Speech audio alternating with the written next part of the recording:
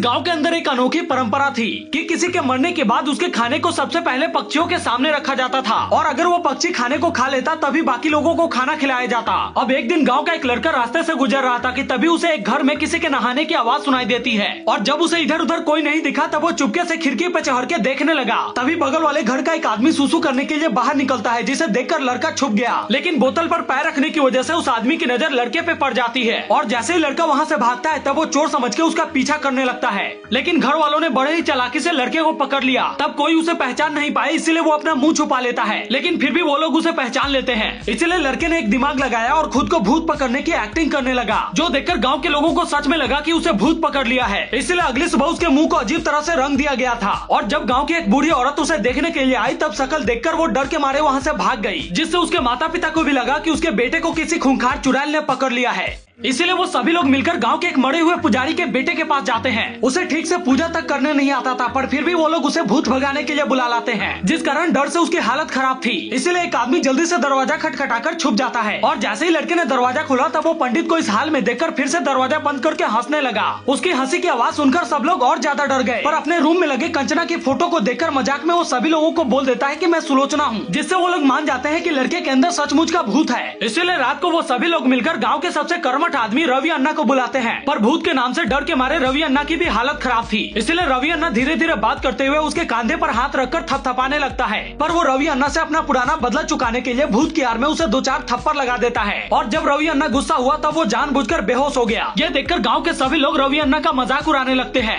इस लड़के के ऊपर मौजूद भूत को भगाने के लिए गांव के सभी लोग मिलकर बाहर से एक साधु को बुलाते हैं। इस साधु के बारे में कहा जाता था कि वो बहुत ही चमत्कारी बाबा है, इसीलिए गांव के सभी लोग मिलकर उसका स्वागत करने आए थे। कुछ देर बाद लड़के को साधु के सामने बुलाया जाता है, लेकिन इन सब चीजों से फ्रस्ट्रेट होकर लड़का घर के अंदर भाग जाता है, जिससे साधु कहता है कि लड़के के अंदर सच में आत्मा है। इसीलिए वो लोगों को आत्मा भगाने का उपाय बताता है, जिसमें लड़के को मजबूती से बांधकर घर के बाहर एक कुर्सी पे बैठा दिया जाए और फिर कीचड़ से एक पौधा उखाड़कर उसके जड़ को निकाल के उसे पीस कर उसका काढ़ा बनाकर लड़के को पिलाया जाए, जिसके पीने के बाद वो उल्टी करेगा और उस उल्टी के साथ उसका भूत भी बाहर निकल आएगा।